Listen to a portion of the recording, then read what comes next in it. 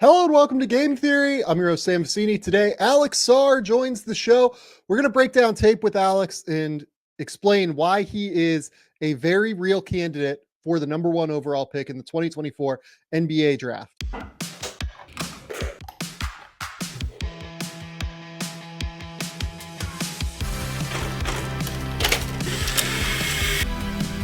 They do have a timeout. Decide not to use it. Way downtown. Bang!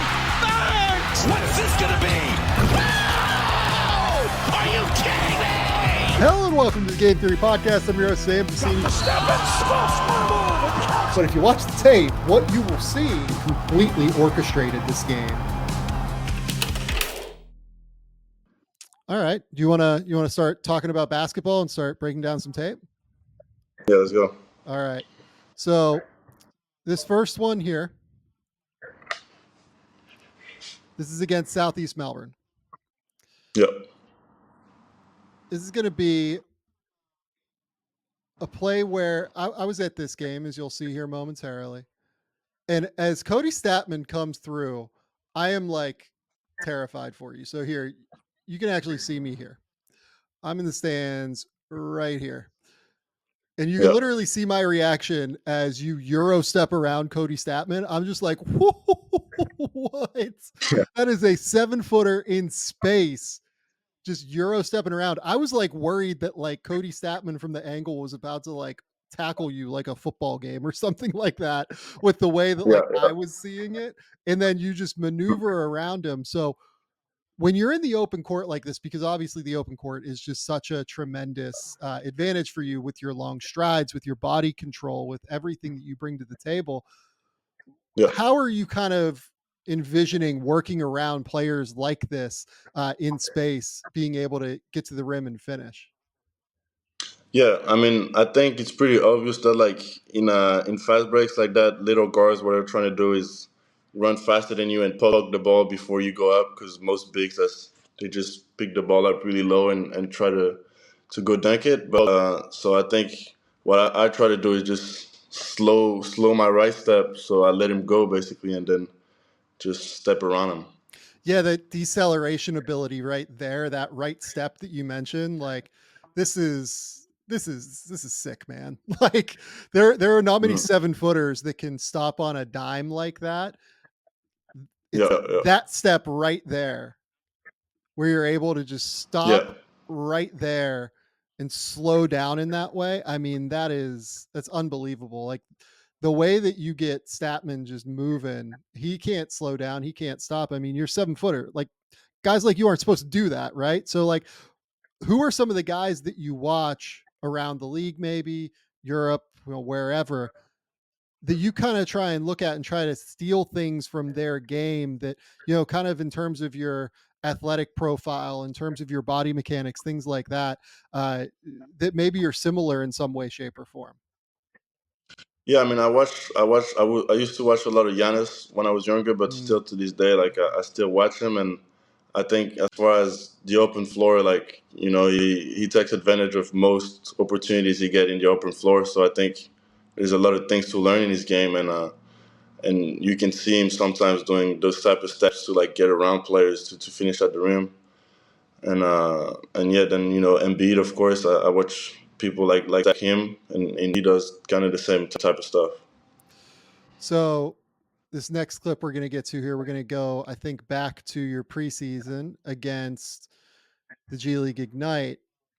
And I think that this is maybe this is probably my second favorite. We're going to get to my favorite in a second here. Probably my second favorite, like rim protection moment from you this season. So for the people watching, Alex is right here. And he's going to come up and follow London Johnson as London Johnson lifts, and there's a little backside exchange there. Yep. Ethan Almanza is going to drive, and then you're just going to come across and just swap Modest Buzelis, and then you're going to catch him again here. What I want to know about this play is, at what point do you recognize that you have like a live cutter with Modest Buzelis and that you need to go and protect the rim and create an out of area block situation? Yeah, I mean, I think just when I see Isan driving and he hit the little pocket pass to him back cutting, it's pretty obvious that like he's gonna go up and try to finish it. And then a play before he actually did one of these where he finished on the other side of the rim and I didn't block him. So this time I just tried to go on the other side of the rim and he went there too. So it looks like you're like literally looking at Modest, like right here. You're like seeing it on that back side there. Yep, yep. When you're anticipating crashing down like that, you have to kind of weigh multiple things, right? You have to weigh leaving your man, you have to weigh whether or not you can get there. How do you Mhm. determine what shots to chase, what attempted layups to chase versus ones that, you decide I should probably let this one go? Yeah, I mean, I mean, when I'm guarding a guard on the perimeter and I know he's not crashing, it helps. And because I know I can leave my guy and go chase the block because he probably won't crash the board and get one. But other than that, just when I see that the guard is not looking at me, the guard that's going for a layup, like I see that he's not thinking of me behind him to block him, so that there's no chance of him kicking it back to my player, even though it did happen probably during the season. But that's what I try to do. And then the second piece of it here is you obviously get the follow up block as well. You don't really get a like a quote unquote second jump here. You'll actually get that in the next clip that we're going to show. But like when you're trying to go up and block shots, knowing that you're probably not going to necessarily get the rebound after it as well, how do you try and maintain your balance to be able to go up for that second jump? Because I think that's one of the places where I've been really impressed with you is, you block a shot, you contest a shot the first time, maybe a team gets an offensive rebound, something like that, and then you are able to go right back up and spring up. How do you kind of make it so that you're constantly in position to be able to get that second contest at the rim?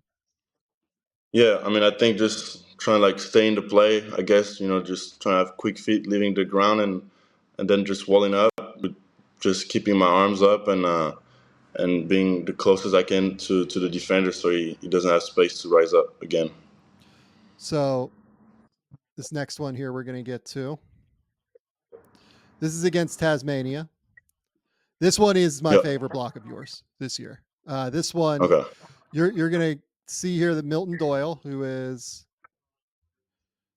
this ball handler here, all NBL guard, has been tremendous professional for years upon years. Alex is right here defending in the ball screen or the potential ball screen. Marcus Lee, former Kentucky big man, another professional for many years at this point. So Milton Doyle basically, it looks like, tells Marcus to kind of go away because he's going to try and take on, is that Michael Harris maybe? Yep. Yep. And he's going to go ISO. He's going to get Harris. And then you're going to come over from the weak side and just erase it. Right. hmm At what point do you recognize, hey, I'm going to have to be available for this weak side rotation here? I think when I see him just going under the free throw and just loading up for the dunk, like probably right here, you can tell that he's not going to do anything but drive it. Mm-hmm. And then the other piece of it that is so interesting is timing those situations, right? Timing your leap to be able to match the Yep. leap of the guard. What goes into that decision for you? How do you go about timing your leap with that of the guards? Is there like a visual cue that you look for in those circumstances? Yeah, I mean, it's kind of tricky because like if I leave too early, he's gonna pass it to my guy for a dunk. So I guess just wait for his last step and bet that with my length I can recover if he's a little faster off the ground than me. But I just have to like time both and hope that he doesn't pass it because I jumped too early. Yeah, I mean, the fact that you're thinking about that like potential dump off pass is so big too, right? Staying home basically until the last second is so critical in those circumstances.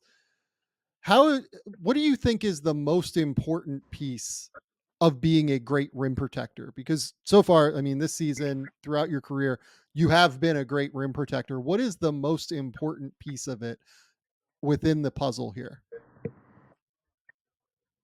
I think just timing and not chasing like too many blocks because then you get out of rebounding position, which can be bad for your team. I Yeah, think those are two most important. and then again here you're gonna see how well you do just staying straight up and down, right? Like I feel like there weren't many games this year where you were in foul trouble. Am I wrong about that? I feel like I've probably watched like, 15 of your games, maybe not all of them, but like it feels like you were not in Yeah, that's foul right. trouble this year much. Yeah, that's right. How did you go about kind of learning that like cuz it's like quote unquote the principle of like staying vertical and like having that verticality, right? How did you go about learning the best way to go up vertically and not foul? Yeah, I mean, our coaches put emphasis on this at practice, but I guess just during the game, when you do it once and you put your arm down, I mean, I still do it sometimes, and you get a foul, then you realize that like you have to keep both arms up if you don't want to get fouls, and I think it's pretty logical. Yeah, and you're 7'1" with a 7'5" wingspan, right? Just being there is a big piece of it. It's a huge part of the Yeah, puzzle. If you can just be there, it's gonna be a contest. You're not 6'1", yeah, right? yeah, exactly. So you mentioned in our previous piece of this conversation that you feel like you can guard 1 through 5. And that's, between the rim protection, between the, movement skills, the ground coverage. That's the biggest thing that stands out for me is just the ability for you to cover ground, right? Hmm. That ability to guard 1 through 5 is really, really special for you. I think that's where you set yourself apart from just the rim protectors, right? You can, guard in any ball screen situation. You can switch, you can play and drop, you can, hard hedge and recover like you guys were doing earlier this season. That Yeah, yeah, versatility is really, really important. And I think that, this is a great clip where I'm sure you've seen this one before. It's gone around the internet pretty regularly. yeah. You know, you're gonna lock up Ron Holland here. You send away Hmm. David Aquera. Aquera goes, recovers out to John Jenkins. And I mean, this is just sick. Like this is totally sick. Guys that are 7 foot tall are not supposed to stay in front of shifty wings like Ron Holland. You give him the clap, right? Not quite. I don't think you meant to do it in his face, right? Just a little quick thing, but Yeah, well, it was just a little clap, just a little clap. Uh, Holland's gonna get this, and you're gonna set up. When you're guarding in space, you're guarding a smaller guy. What are you thinking as he kind of sets you up and tries to execute moves? Yeah, I mean, I knew the scouting report was that he likes going right, so Mm. so I knew where to send him, and what you try to do, I think, is put a body between him and the rim, so that when a guard drives, he kind of feels your body and kind of stops and has to do a counter move, which can lead to mistakes. So, and you're obviously very flexible. You're very fluid through your hips. That makes guarding in space incredibly easier at the very least. You also play with real bend. How did you learn to essentially just get down in a stance and really just sit down and guard? Right. I mean, not all 7 footers really are just like capable of it in terms of how stiff they are, but you're not someone where that's the case. So when did you learn that ability to just be able to sit down and guard and be able to flip your hips and stay in front of your man? Yeah, I mean, I guess that's just something that I kind of like always have that when I was a younger kid, because I never really worked on you know getting lower than I was. I think it was kind of more a natural thing for me. That's the fastest way of moving for me is when I'm lower. Hmm. So yeah. Yeah, I mean, this is something here, man. Like, this is not something that do you like recognize that this isn't something that like most 7 footers do, right? Like when you're out there on the perimeter with Ron Holland and you're just not in the moment, obviously, but as you watch tape and think about your game, like, is that something that like you're cognizant of that, I'm a little bit more versatile than like the normal 7 footer Yeah, I mean, for sure. I mean, obviously not in the moment. That's not what you think about. But for then sure. when you watch the clip, you're like, yeah, like you don't see that every day. No, for sure. And then this next one here is going to be, I think it's going to like set up almost as like an empty side ball screen, or at least it sets up like it could be one. You have the trailer here who might be Lat Mayan, and Christian Doolittle is guarding Pat Miller here, and Pat just kind of beats him to the sideline here going baseline. So like Yeah. you could, stay at home on your man, but you decide to kind of cut him off. What's the kind of communication there between you and Christian? Because I'm sure that there's got to be something going on between the two of you to let each other know, hey, I'm passing him off to you. You're you saying like, hey, let him come to me, switch, switch, switch, right? Like what is the communication there between you two? Yeah, so we usually ice on side ball screens when it's early transition. So our call is just to say veer, and he goes to my guy, and I take him. So that was probably the call here. So and then what I love here is just how big you stay, right? You're gonna stay as big as you possibly can right around the basket. So your hands up, you're guarding in case he decides to go up and shoot. Pat's a little bit of a smaller guy, right? You have this arm up Yeah, toward the basket. yeah, So if he goes up, you're going to try and block him, right? But you have your body between him and his teammates. You're guarding potential passes out into into the court, and then you're sending him baseline. Is that kind of your goal here? You're just kind of trying to force him baseline, force him away from the rim as far as you can, and then he yeah, circles around. yeah. I mean, when he's just dribbling, the farthest he can get to the rim, the better it is for me. So yeah, And then he kind of loops around here. You stay big, you stay big. Pass ends up coming back to him. You kind of look like you're going to double here. What is your thought process here as you kind of step almost? I can't tell if you're like trying to yeah. deny Pat or if you're trying to double. What is your thought process here? I think I try to do more of a stunt to like make him give it up. So because he was kind of close to the rim, but yeah, I think it's more of a stunt than a double. So are you trying to? Is your idea here? You're trying to like bait him almost into like kicking the ball out or kicking it potentially back to Pat? Yeah, I mean, definitely kicking it out. Back to Pat. I don't think that's what I was thinking, but just kicking it out. Yeah. And then you come here, Pat has to get to the fade away where you just use your length here, and you're able to cover that ground. You block the ball. I mean, the defensive tape that you've put on display this year is just like truly truly special in a lot of ways. When you think about your translation to the NBA with the way that the court is more spread out, when you think about the way that there's just more space because of the 3-point line being extended. There are better shooters in the NBA than there are in Australia. How do you think that that movement skill is going to translate to that level? Just given how important it is, frankly, to cover ground at the next level. Yeah, I mean, I think it'll probably translate because I mean, I think that the Ignite games gave a good kind of taste of what it can be like because it's the same spacing and I think I do pretty good when it's more space on the court and it's more ground cover and I think it's pretty nice when it's more space. So you like playing in that like more, out in space area. You feel like your game kind of thrives there a little bit more. Yeah, no, for sure, for sure. So when you played those Ignite games versus playing on like a FIBA sized court like is in Australia, do you feel like you noticed that like increased level of space? Yeah, I mean, like you have like bigger driving lanes. You can just dribble the ball down, and there's like, except if there's guys sitting at the nail, but if they do that, it's a wide open three, so they can't really sit at the nail that much. Yeah.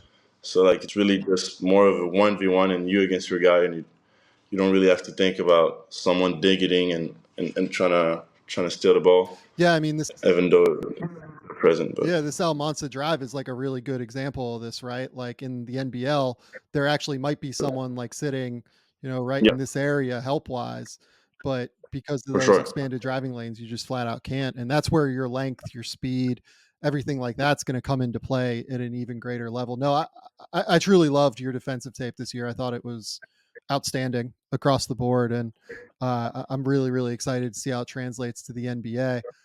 Let's move to the rebounding side of the equation because physicality is going to be a question that you have to answer throughout the pre-draft process, right? How Yeah, much do you weigh right now? I think you're listed at like 215 or so, somewhere in that ballpark. Like, would you say that's yeah, pretty close? I'm around like, yeah, 220 now. But yeah, So on this one, I think that's Angus Glover misses a three, and Jordy Hunter, stronger dude, probably 27 years old at this point. He just kind of like swim moves you and kind of shoves you out of the way here, right? When you're going yeah, yeah, to put a body on somebody, what is kind of your thought? Because I think even here, you do a pretty good job of getting to them, right? Like you get a body on them. You're not trying to, like, you don't miss the box out or anything. You're not trying to just go up and extend with your length. So in situations like this where you're going up against bigger, stronger dudes, how are you going about trying to control the defensive glass? yeah. I mean, I think I didn't do a great job. I don't think that's a great box out compared to what I can do. Yeah. I think like I could have impacted him. When I get good rebounds, usually it's like I just run and bump him off the spot because right now he's in the sweet spot for the rebound, and I think that's just what I should have done, just bump him harder. Yeah, I mean it's hard though, right? Like you're in I think you ended up in kind of like a help situation. I didn't pull like the first part of the clip, but like you were kind of in a weird spot, like over here on this side. And, when Jordan, gets this deep, position where he's already in the semicircle, it's just going to be hard to bump him out of the way. Right. Yeah, yeah, So it is. he gets a rebound, kicks it, and then you're going to close this down with a defensive rebound here. And then I wanted to grab a positive one too, because I don't think you're like a bad defensive rebounder by any means. It's just you're, a teenager playing professionals. You know what I mean? And this Yeah, one yeah, is a really good example of going out of your area to get a rebound. I think that that's a place yeah, where I really thought you did a great job this year using your mobility to be able to go out of area to go get the ball. When you're trying to go get those out of area rebounds, what are you reading off of the rim? What are you reading in terms of the shot? I think you're just trying to guess where the ball's gonna fall. Off of how the shot goes, and then just trying to be the fastest there. And then, a thing that you do here really well too is you high point the ball, right? Like you go up, you get this ball at its highest possible point before anybody else can go get it, right? How do Yeah, you kinda, blend, when to jump for the ball basically versus, like, going on the ground to get to the area where the ball is gonna be when you're going in those out of area situations? yeah. I mean, I think it's the same thing as when you're boxing out. You just gotta bump the guys around you before you jump because if you get off the floor and you get bumped, you're kind of in no man's land and you can't rebound, and so you have to like jump to the last second, really. And then what we're gonna see here is, I believe we're gonna transition into offense now.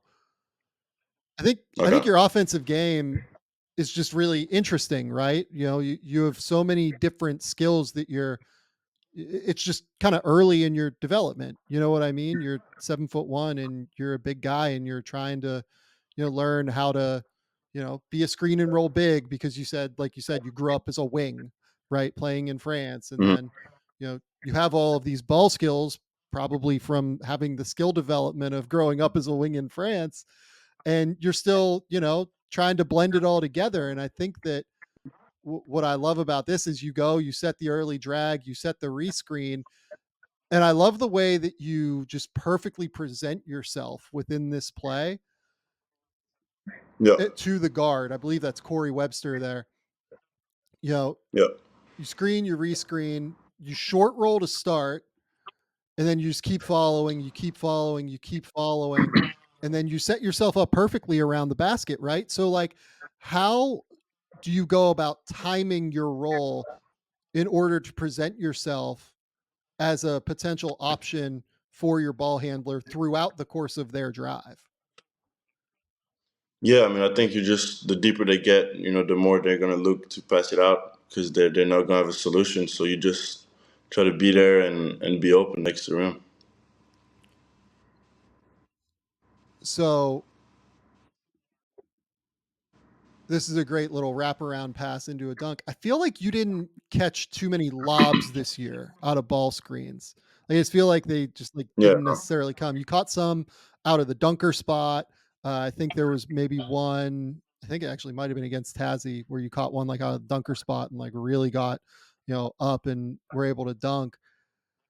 And then yeah, your yeah. finishing this year was like pretty good. I think you made 67% of your shots in the regular season, something around that, around the rim. Your layups, you were right around like 60% this year. Okay. How comfortable are you just like, catching and, if you can't dunk the ball, just like finishing, trying to find those angles around the basket?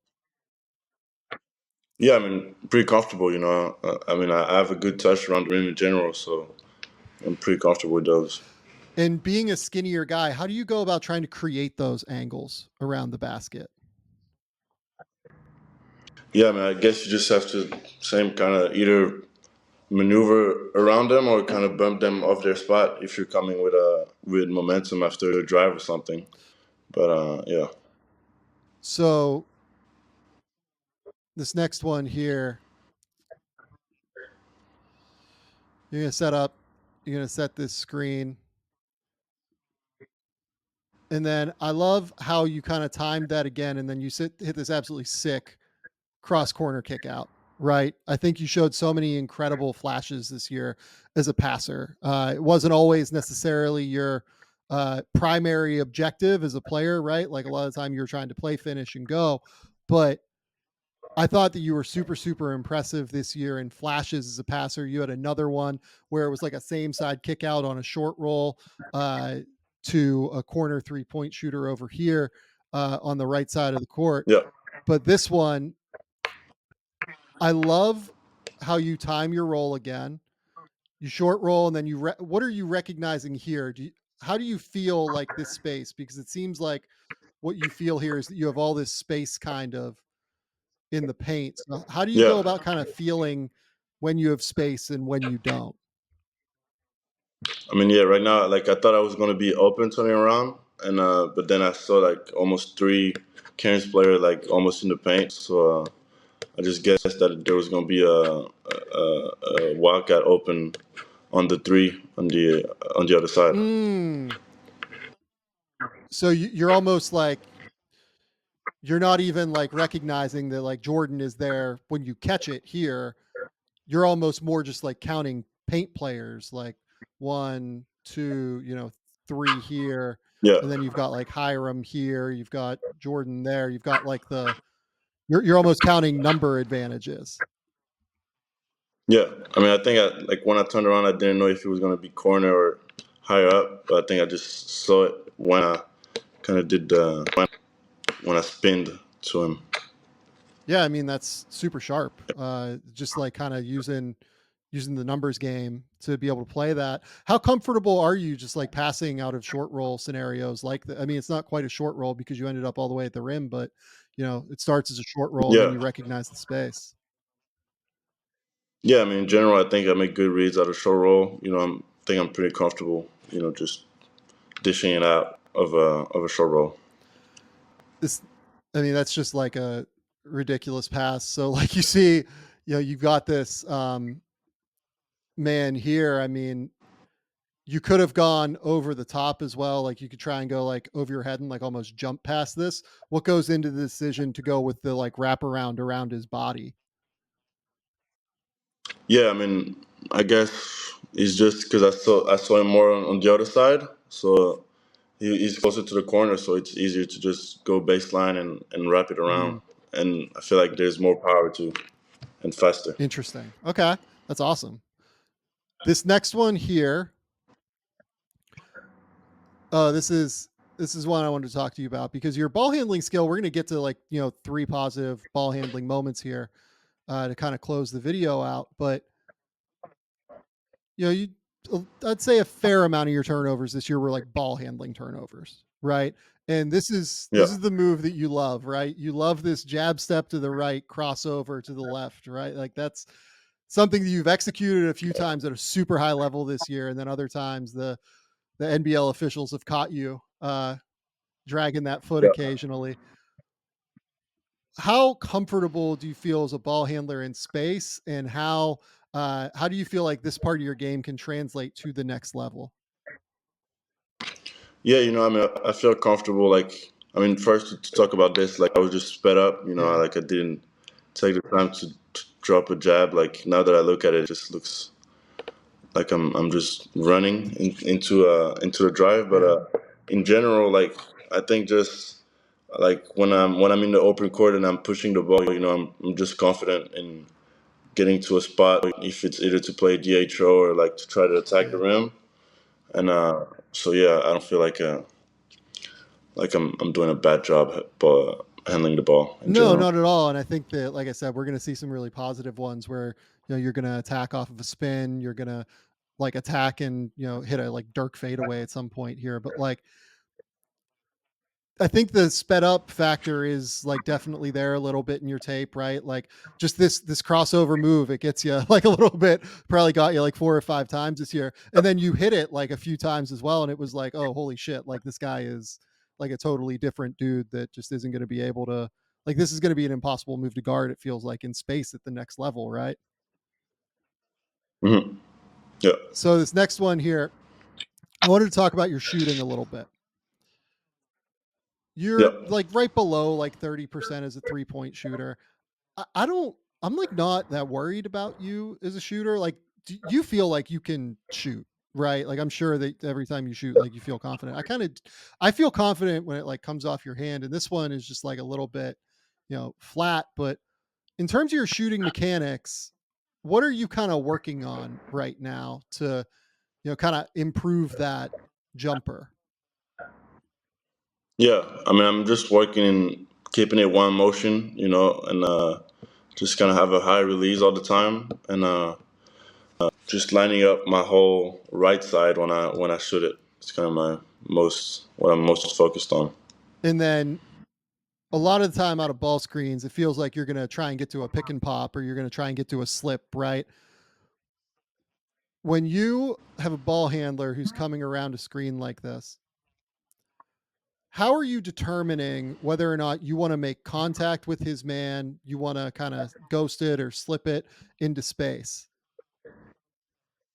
Yeah, I mean, either when I see that my defender is already getting ready for the hedge and he's already leaving me, or when I see that he's the ball handler defender kind of opened up his feet to like go over the top, so there's already an advantage. That's when I ghost it. But if there isn't an advantage, I just set it to create one. Are you someone that can kind of like feel when you like make the shot or miss the shot, like right when it comes out of your hand? Yeah, sometimes yes, but like this one, I thought I made it, for You example. thought you just like drilled it? Yeah, yeah, this one I thought I made it, but most of the time I can tell. So this is from, for we're recording in late February. This is like literally the last game that Alex played of the season against Tasmania, and uh, I often wonder when I watch, because I've watched you shoot around like in pregame and stuff as well. Mhm. Do you feel like there's like a little bit of like offhand like interaction there in your shot too? Yeah, yeah. I mean, like especially in beginning of the Yeah, season, there was a lot, and like I tried to like work on this too, and keep it more. I mean, I wasn't shooting with both hands, but like like yeah. just either he touches the pinky or my thumb. So I was just making sure that I have a straight Well, shot. it's really interesting that you say that you felt like you made improvement throughout the year, because I really noticed it when you played Melbourne United early in the season over in Melbourne. And then when I saw you play that game against Southeast in February at some point, I actually thought like it had drastically improved. Like, how did you kind of go about kind of fixing that issue? Like, was there anything that you did particularly that, kind of eased that? Because there are ones occasionally that come out with like a little bit of side spin, but it feels much more consistent to me now. Yeah, I think just before practices, just you're shooting, doing form shots close to basket, and just focusing on having that follow through and seeing the ball spin the right way. and you just slowly, go with more range and just keep it one motion, and I think that's how he improved. And then the final thing I want to point out here on the shot is, you take this off the hop. You've taken some, off of a, left right step. I've seen you take one like where your right foot is planted and you kind of step in with your left. What do you feel most comfortable with footwork wise right now getting into your shot? I think left right is the most comfortable one right now, Mhm. probably. All right. So this one here, this is just kind of a beautiful out of bounds play where I think if I remember correctly, because I watched this tape yesterday, like almost like the out of bounds play before, like one of the plays before, I think like it was like Bryce coming around like a pin down from you. And as you'll see here, if I can get my cursor back, this almost looks like a counter to that to me, where Bryce is going to go Yeah. through the middle here and they're going to empty this side of the court for you. Is that kind of the structure of the play? No. That's not the play. Like usually, just when they top lock Bryce, we'll just go into a DHO over the top. But I just drove my man and went to the rim. So this is, I mean, this is beautiful here. You're just going to get to a spin and like a fadeaway floater with like a ridiculous high release point. Like that shot is, I mean, essentially unblockable unless it's like Victor Wembanyama, right? Like there's nobody on planet Earth that's getting that ball when it's way above your head like that. How do you maintain Yeah. your touch as you're, driving left, spinning back to the right, and then you somehow still find that way to kind of get that balance like up through your core on that leap? How do you kind of go about personally finding that balance and maintaining that touch? Yeah, I mean, I think just with like reps of doing it, practice and everything, like you just know that when you're spinning that way, like kind of where to shoot it because my body's still moving to the side a little bit.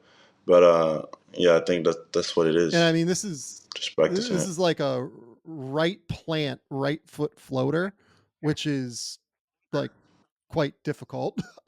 Like not the easiest balance in the world here for somebody to like maintain their touch throughout it. I mean, this is the kind of stuff that like again, I feel like when you get to the NBA, yeah, this is like almost more translatable to the NBA than what a normal circumstance is because like you mentioned really well, the driving lanes in the NBL because of the FIBA court are just like a little bit smaller. They're a little bit tighter, right?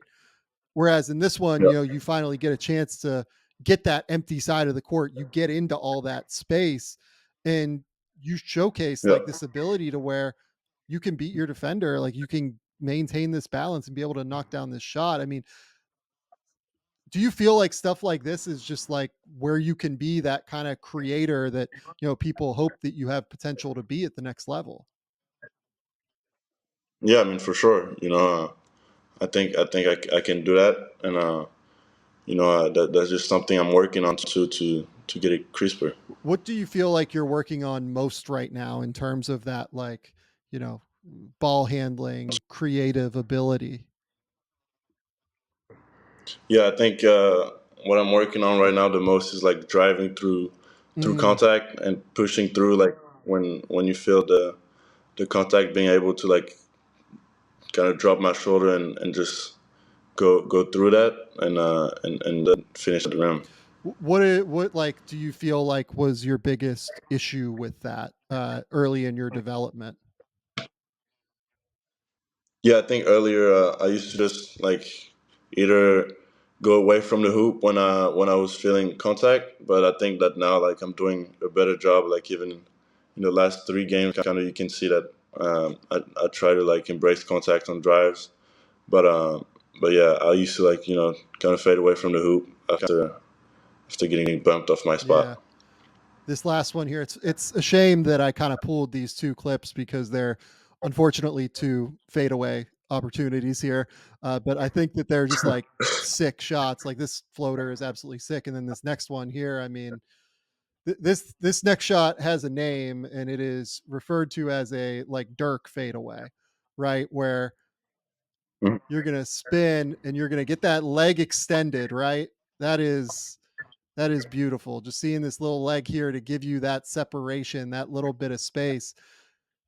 Is that something that you've been like particularly working on? Just this like beautiful one-legged Dirk fadeaway where you try and, create that space for your mid-range jumper?